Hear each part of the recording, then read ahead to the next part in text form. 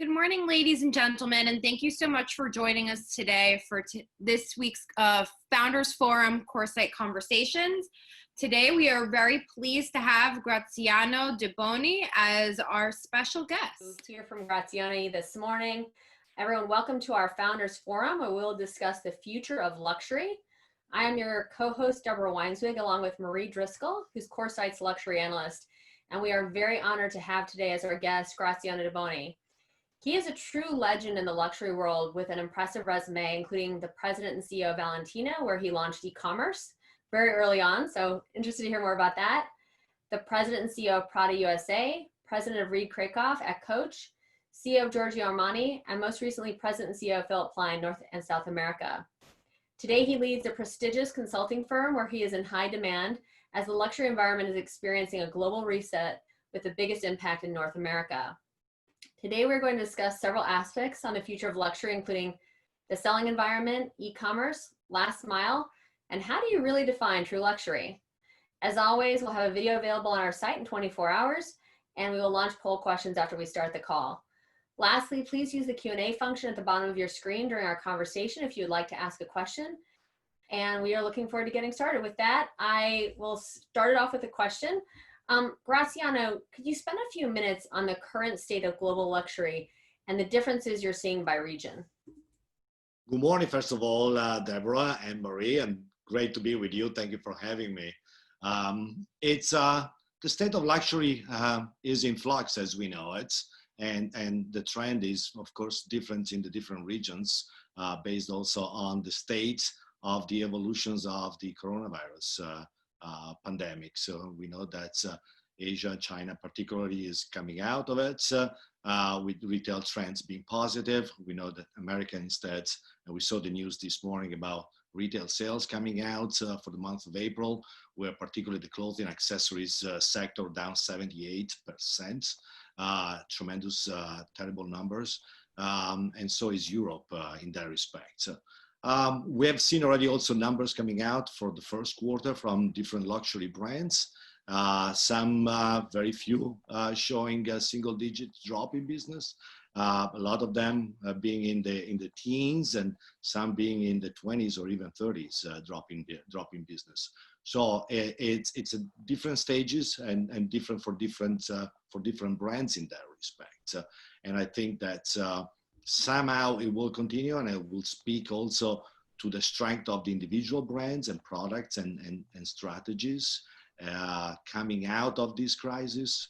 We'll see probably the better and stronger brands being even stronger, and the weaker ones being even more affected and maybe subject to also some financial problems.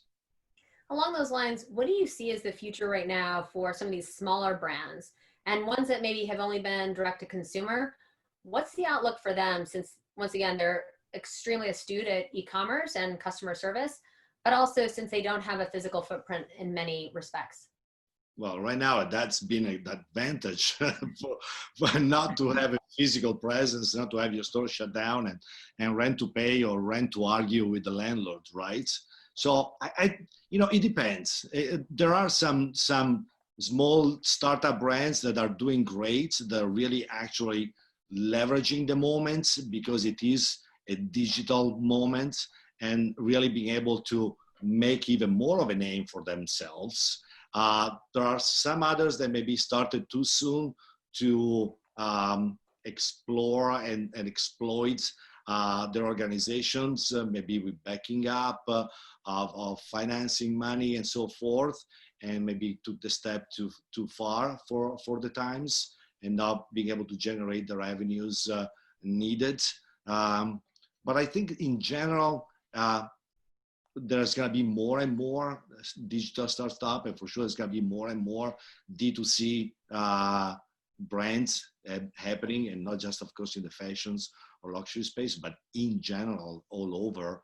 It's just an inevitable thing, and everybody has learned now, even more so, how to live basically part of your life in front of a screen, including eating in front of your screen.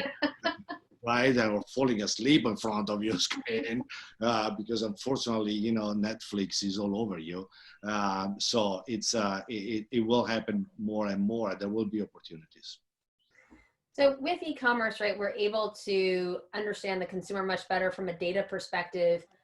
How do you see the role of data changing luxury in the future and just retail in general? I think we're still at the beginning of embracing data in the world of classic traditional retail and luxury retail. So if you take out, in my opinions, the Amazons and now the Walmarts and Targets, they came a little later than Amazon, but have embraced digital, you know, at least fast enough to be able to really thrive in moments like this.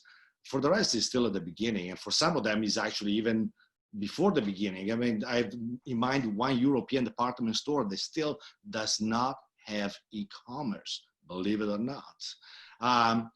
And I think data is going to be the game changer for most businesses, and particularly for retail businesses. What do I mean by that? I think that so far, you know, companies and brands have been particularly focusing on internal departmental levels of data, and particularly a lot of data on the business sides relegated to the back end of the business. We know that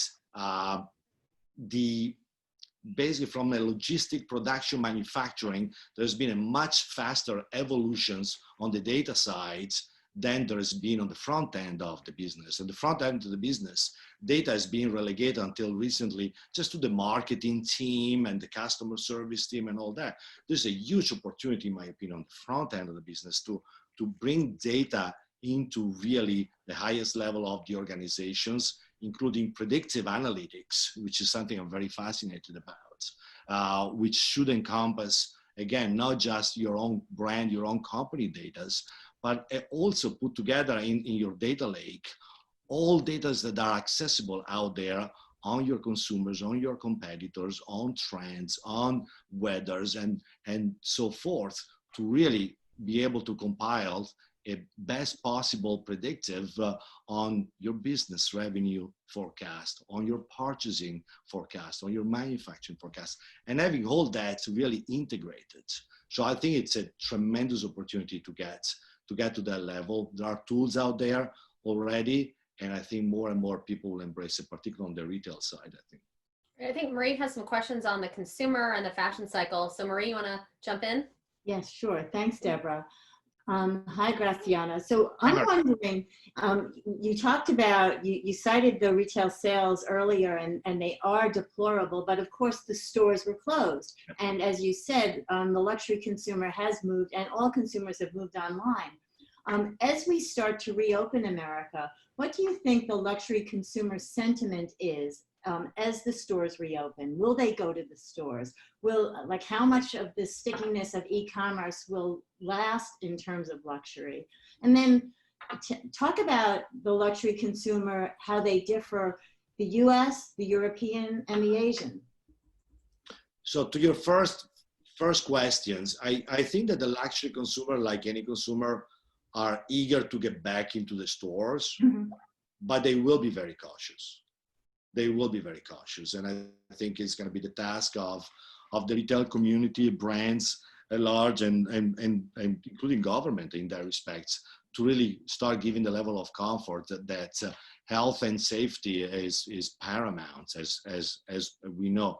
But people will go back eventually to stores and will enjoy it. And hopefully a couple of years from now, when, you know, a lot of, or probably most part of the world will be vaccinated, and we won't have to deal with this anymore, and won't be an issue.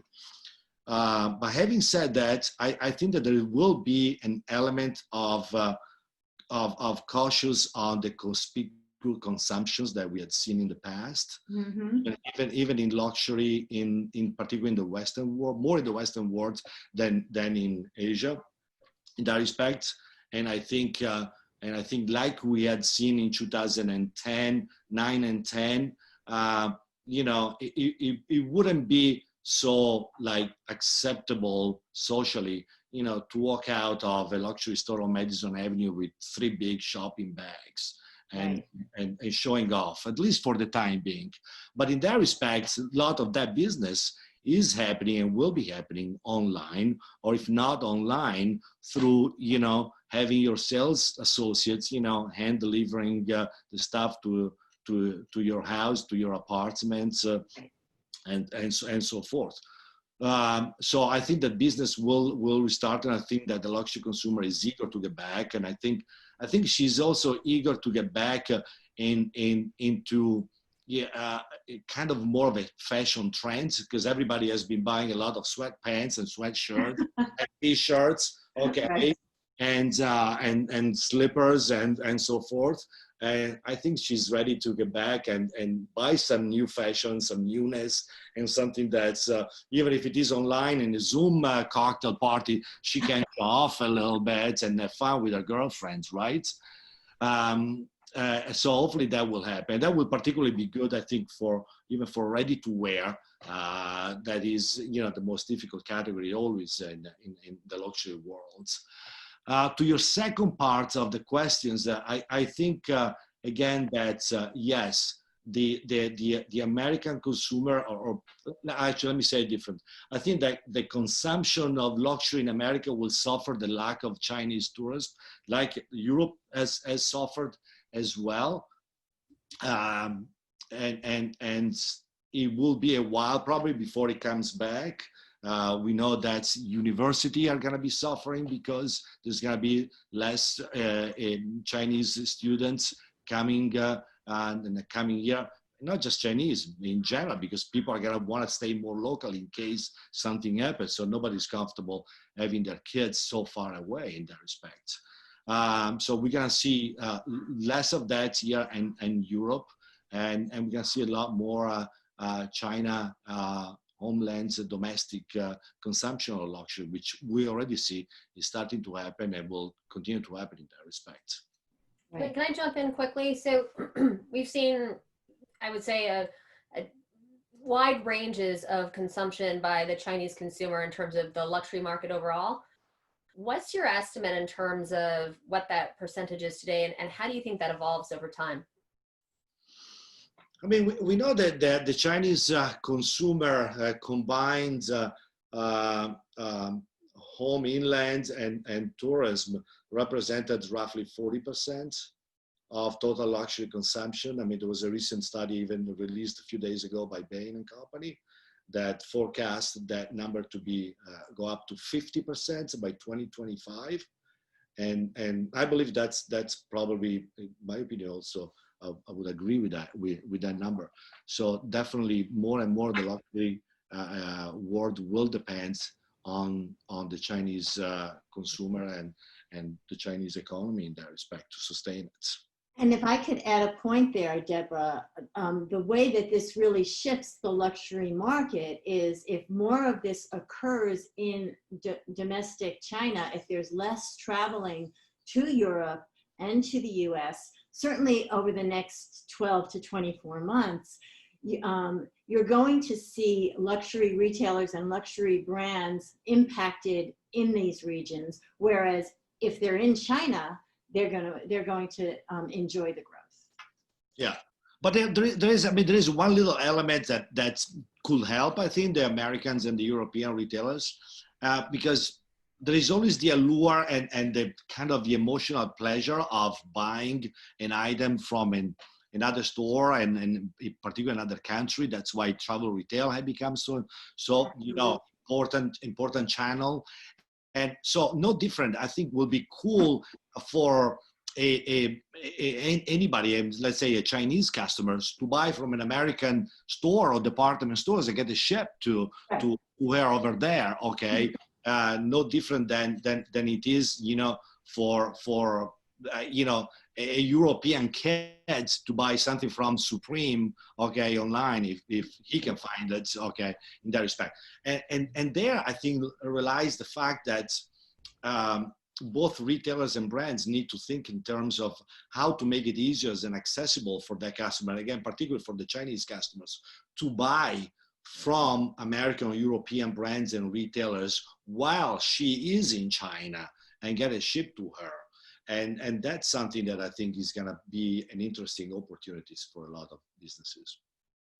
So you reflected, or you touched on this idea of, you know, shopping in the West, and much luxury is still sold through department stores.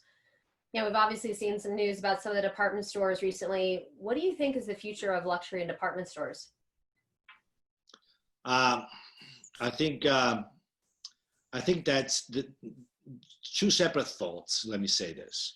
The future of the department stores, I personally see more consolidations inevitable, but potentially also see more collaboration from department stores eventually, and be able to maybe think of how they can collaborate to keep the customers instead of getting the customers to go to the individual brands.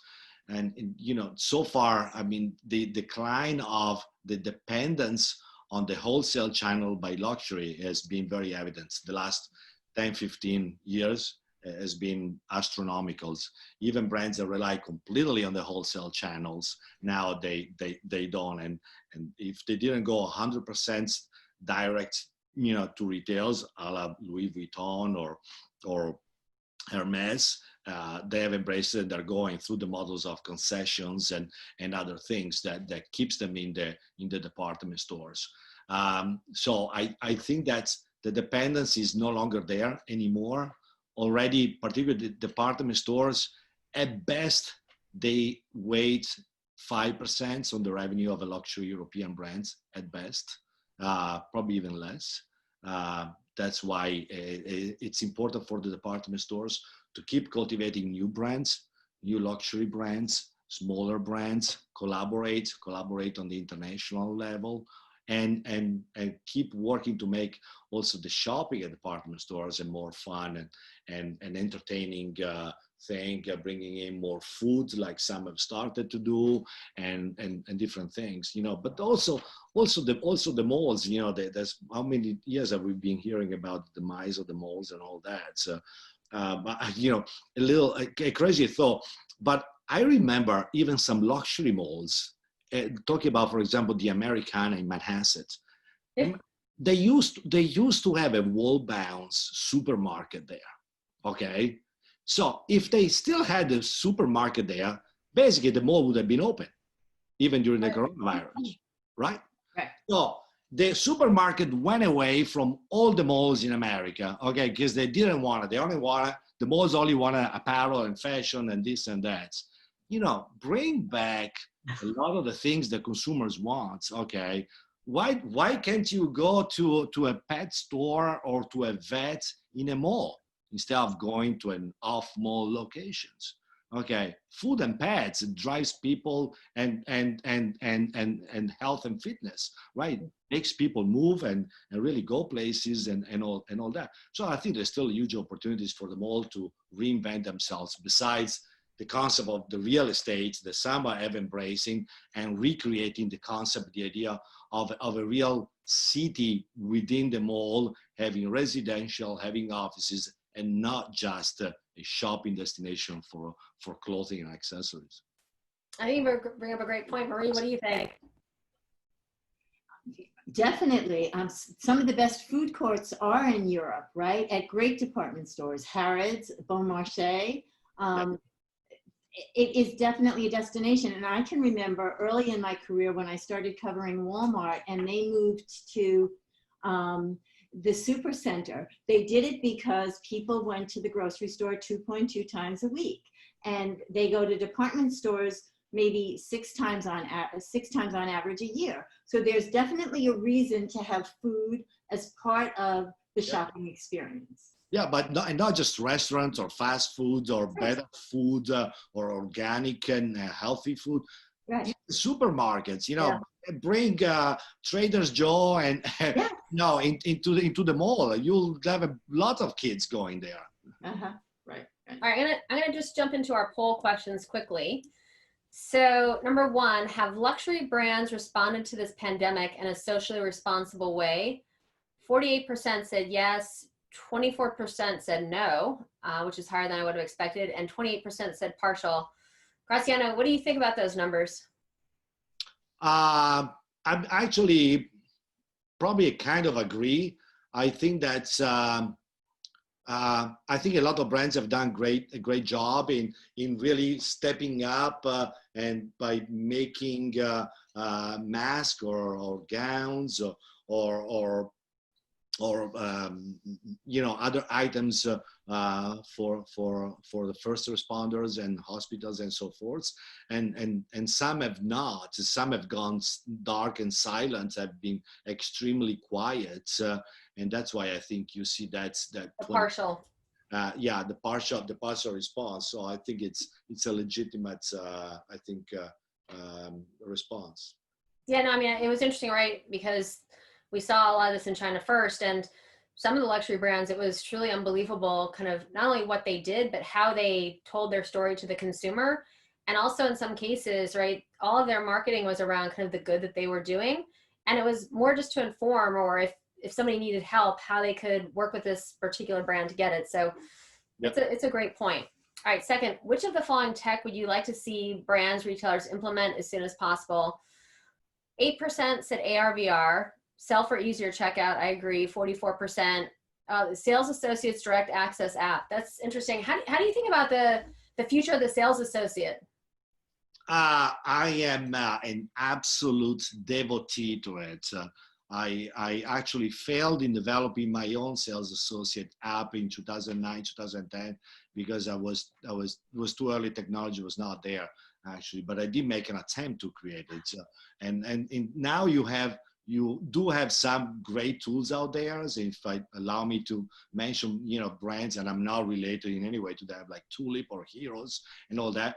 And some department stores have developed their own applications, that the app that they're giving to sales associates to be in contact with the customers. I think it's critical. And I think it's not just a luxury thing. I think it's going to be critical for anybody, because today's sales associates should really become, you know, your all-encompassing kind of friends in that respect. Mm-hmm. They help you in many aspects, and even more so that many businesses and companies have gone completely AI on the customer service side. So I don't want to talk to a robot, okay?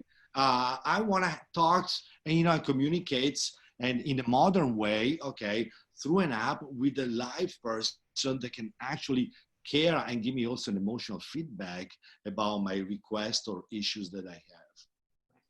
All right. How do you feel about luxury brands discounting and outlets?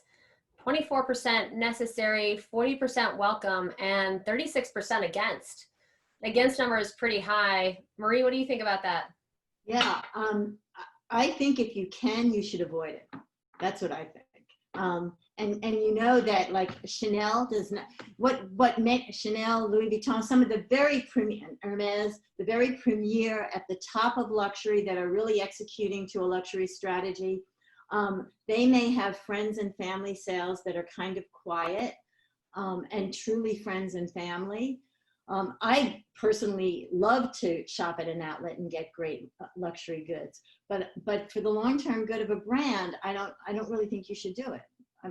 Graziano, what do you think? No, I mean, I agree. We all know that, you know, part of the problem that we have lived, and now, thank God, there are some interesting, you know, groups being formed in support of changing the cycles and things in the fashion industries. And I welcome, in a humble way, all those efforts. But there's been an over inventory in general, and you know, I think that the luxury sector is showing a way that is possible to manage a very good and profitable business without having to deal with discounts and so forth.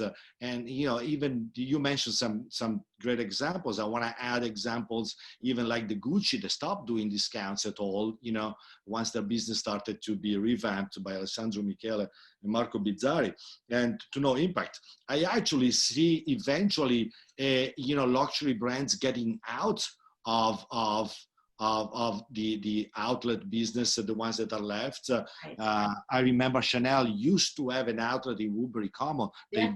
They don't anymore. And I think other luxury brands will go down the same path, and so that's I think it's gonna be more of a trend. I think on the other side, I think what it's an interesting development, in my opinion, is the development of the second-hand business, Right. which you know has been huge and all that. And I actually wonder, and my mind is for thinking that it will happen. I wonder if the circularity that we have been talking about in the fashion business will one day incorporate also a brand managing its own second-hand distributions. You know, no different than luxury car dealership. You know, you can go to Mercedes and you buy from them a certified pre-owned car. So why not one day going to a whatever, you know, famous luxury brands to buy your second hands instead of having so many point of sales and retailers and marketplace reselling your brand. I think it will become also a matter of managing and controlling your brand exposures in that respect. So I wouldn't be surprised if some of those brands are already thinking on how to deal with that market and how eventually to bring it in-house. I think it's still very early on that, but what we're hearing, Graziano, is very interesting is that some of the brands are looking into helping consumers understand almost the resale value back to the brand. And once again, I think we're in the very early stages of this, but I think exactly what you said is they do want to kind of, if you will, recapture their own goods and sell them through their own channels. But also if the consumer understands kind of the, you know, second market value, if you will, of the brand and the product that they're buying, it will, you know, potentially change their relationship with it as well. Oh, I'm sure. And then, of course, the technology needs to be there for authentications and so forth. All the IoT development that is already happening, right, will facilitate even creating that marketplace valuations that is going to be transparent in that respect. Yeah, that's a great point. All right, last one. Do you believe luxury brands marketing has been appropriate during the pandemic? Yes, 24%, no, 32%, and partial 44%. Graziano, what do you think? I don't think that luxury has done a good job on the marketing side personally during this, and I don't mean to be just critical for the sake of being critical, but you know, I'm still annoyed at the fact that I get most of marketing emails on Monday. As any of those digital marketing managers or head of communications realize that people are home like 7 days a week, and not just Monday morning they show up in their office and it's another Cyber Monday, and that's when you hit them. But also the message and the purpose of the message. If you have done a good job, but the majority have been kind of absent. But that also speaks to the future of marketing and advertising and so forth. And a lot of the stuff is moving fast and moving forward, right? I think that's, you know, the whole live streaming that started in China, in Asia, that is becoming big, and the podcasting and so forth. We have seen the recent success of Travis Scott's Fortnite concerts, the huge opportunity of marketing in those new channels. I think most brands have not really embraced it. And I think that a lot of the marketing and collaborations, both on the social responsible sides and on the creative and innovative sides, will come about in the months and years to come. Ray, do you want to ask one last question before we turn it over to the audience? Yeah, that we have a lot of questions in line.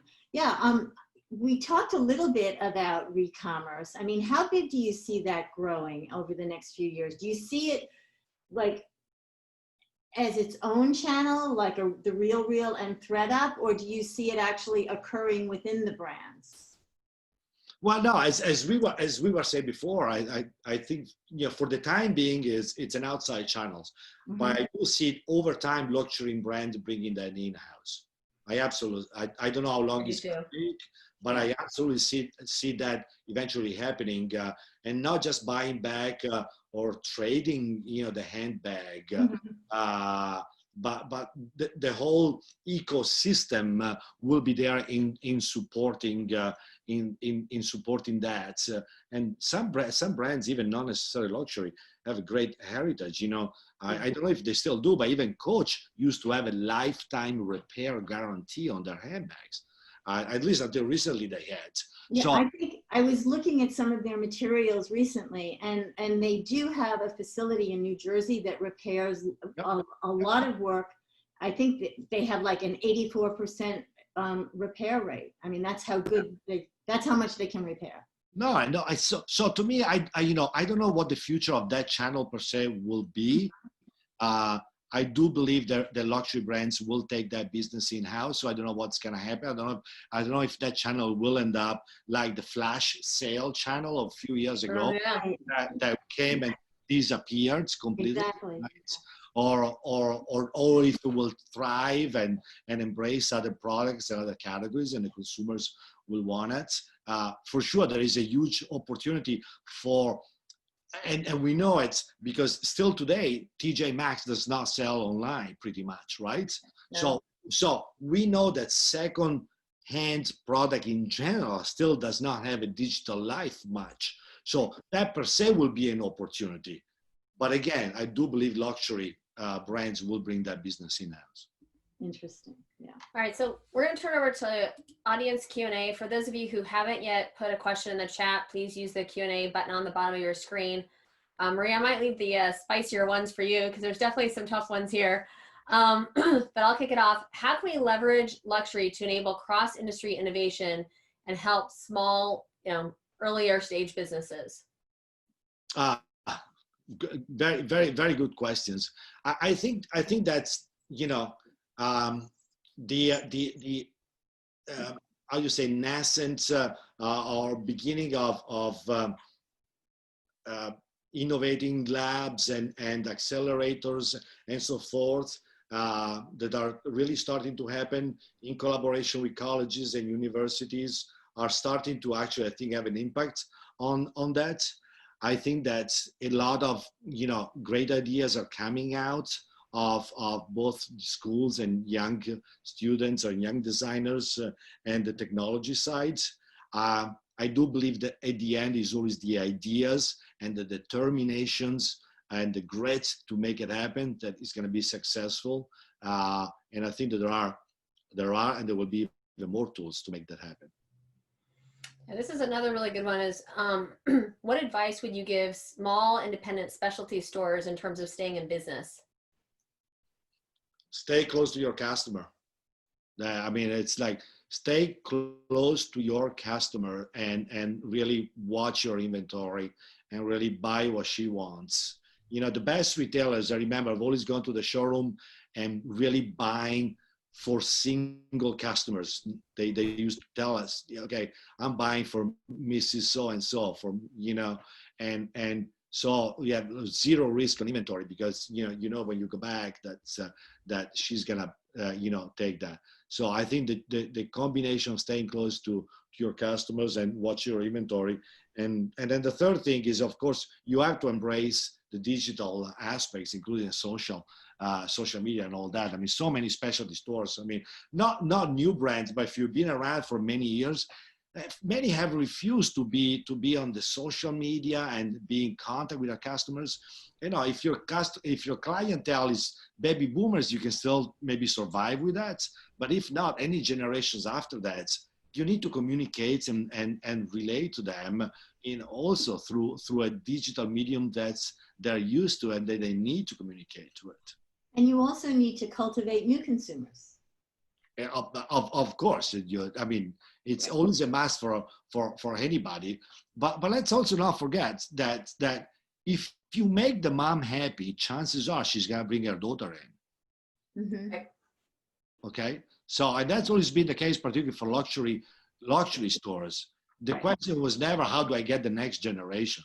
The question is how do I keep her happy, really, that she brings her daughter and her granddaughter into the store. Yeah. So that an Hermes handbag and a Chanel handbag is like a Philip Petit watch. Same thing, exactly. Right. Handed down. Yeah, Patek Philippe, the best advertising ever, right? So you don't own a Patek Philippe. You just, in custody for the next generation. That's right. All right. How will the luxury brands look to change and adapt their strategy post-COVID? It depends, in my opinion, from brands to brands. I think some brands, and particularly some all-time luxury brands, I don't think they're gonna change anything, except maybe to temporarily adapt the message and the support that they give back to their employees and their customers and society at large to be responsible. Because we have moved on from CSR to now ESG, and I think that's the brands that embrace that will understand that times like this requires that. But outside that, the strategy will not change. It should not change. Brands that did not have a clear strategy and a clear definitions of long-term, goals, I think they will suffer. It will suffer even more coming out of this situation. And again, we have seen luxury brands dropping 8% in sales the first quarter, and we've seen luxury brands dropping 25% first quarter. That speaks for itself, who's winning, who's not. Right. All right. What are your views on the future of luxury supply chains since the long distance supply chains of craftsmanship have collapsed while the cities and brands work on developing local ateliers of crafts? Good question. Very, very good question. I think that's yes and no, meaning some of the craftsmanship in luxury is innate in the local mom and pops factories or shops that have been making, and for generations, the products or the hardware for the handbag or the parts for the shoes, and some of that craft is not so easily transferable, right? It's almost like saying different scale, of course, completely different scale, but it's almost like why don't we recreate a Silicon Valley someplace else? Yeah, easier said than done, right? So I think some of that will stay in Italy, will stay in France, will stay in Spain, or wherever it is. Nevertheless, I think that there will be a flourishing around the world of similar clusters of small production size that over time and over years and decades will become more and more relevant and will have the craftsmanship over time equal to some of the Europeans. But it will take time. It will happen, but it will take time. Marie, do you want to ask some of these more challenging questions? Well, so I'm just, do you see, what kind of future do you see for luxury sports sponsorship? Wow, luxury sports sponsorship. I was like, we'll leave the tough ones to Marie. Hey, like any sponsorship, it really depends who you are. Uh-huh.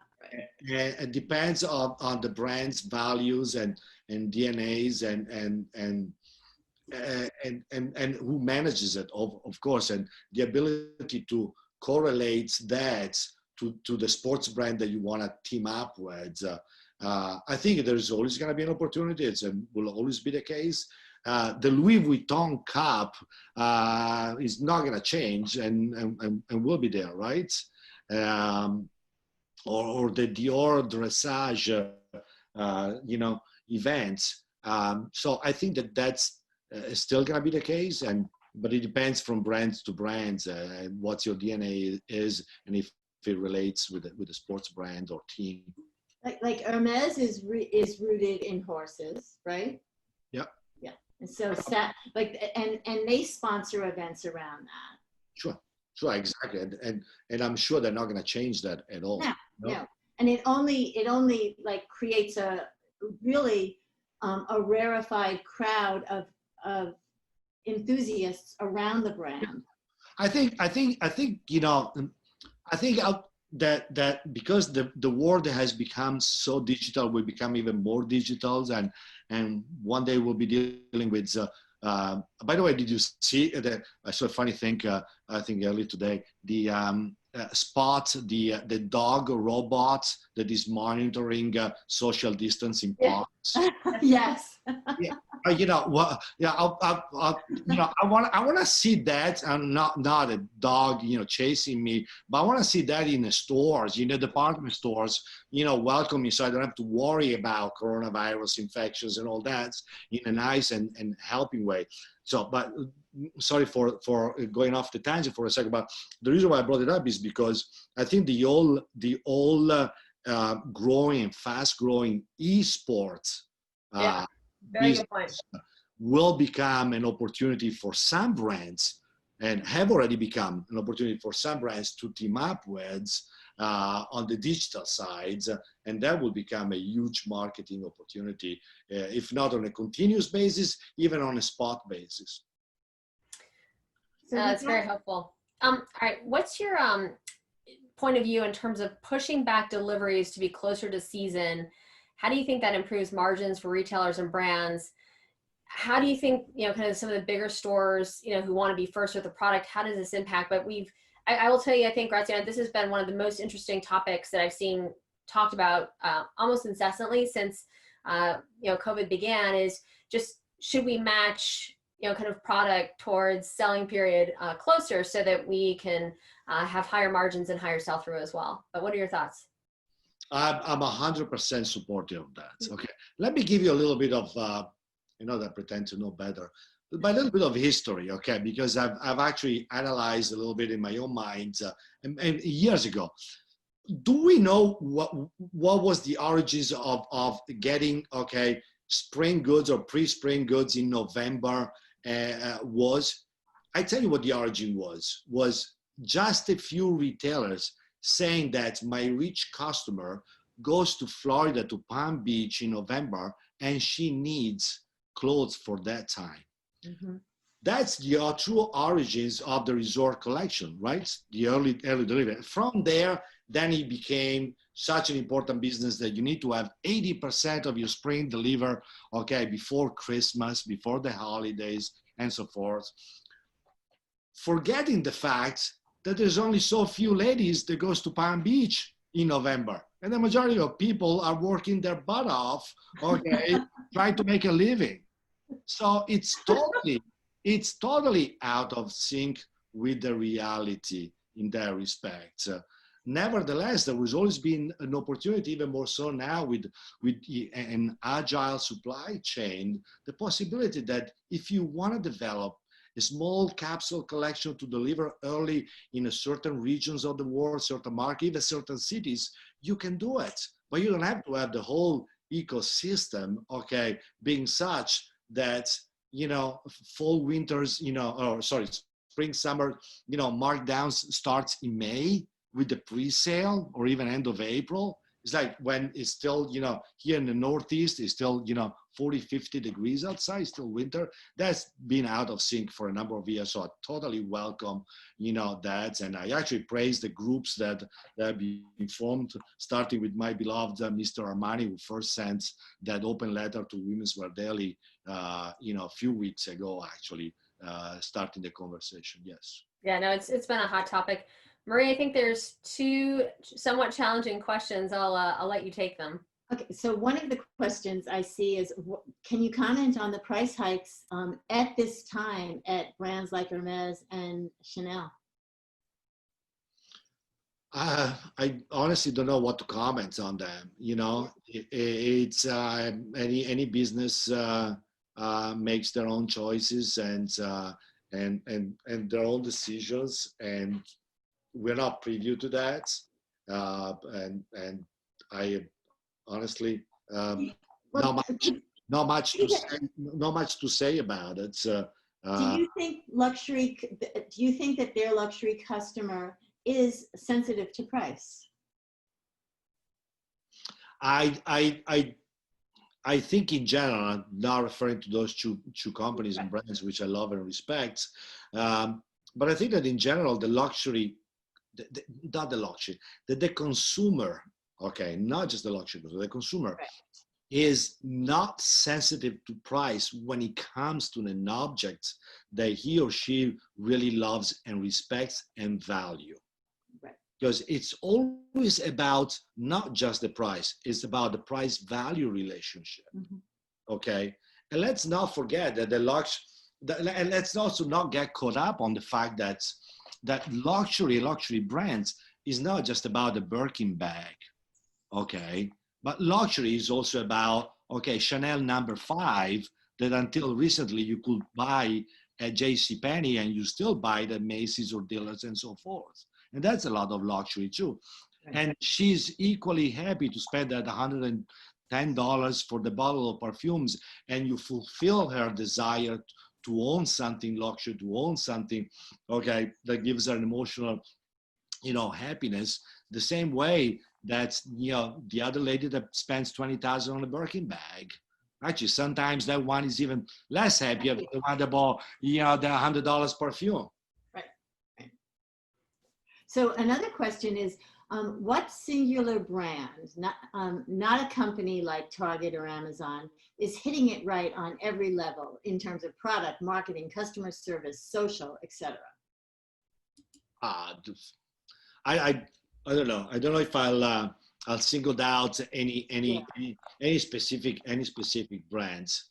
But I can tell you that I personally really praise and respect those brands and companies that have been really consistent over time, in all aspects of the business, in the quality of their products, in their distributions, in their marketing. Great cat.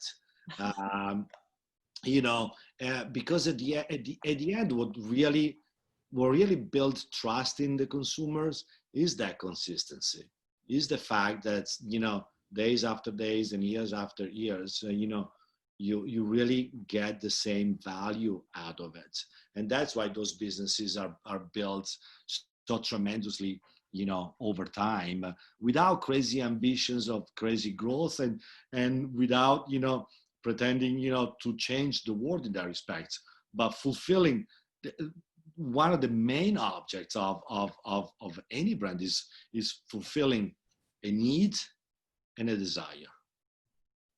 It's interesting. It's a great question. Just kind of hearing a response helped me kind of think about what I've been most impressed with in terms of, a few brands, and those are more in the athletic footwear and apparel space, and how they handled, kind of COVID in China and offered, kind of free yoga lessons and free kind of running clubs, and then also built communities so that consumers could really communicate. And we've certainly seen that, kind of move to the West as well during this time, with some companies offering, what were previously subscription only kind of athletic classes for free. So I feel like, and I don't know if you agree, Graziano, that I think we have seen, some of the best practices, at least in 2020, from, kind of athletic footwear apparel brands.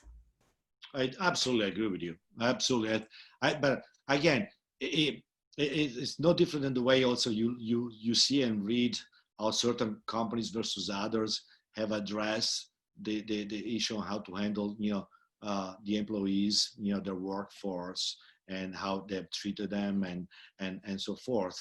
The companies that they do have a soul and the respect, for their own people, chances are they will also respect society at large, and in times like this are there for the world, not just for themselves. Absolutely. Well, I'm going to leave it on that note. It couldn't be any better. Thank you so much. Your insights were truly inspirational. We look forward to having you again soon, and be safe. It was great to be with you guys. Everybody be safe, and thank you for having me again. Thank Bye, you. Take care. Bye. Bye.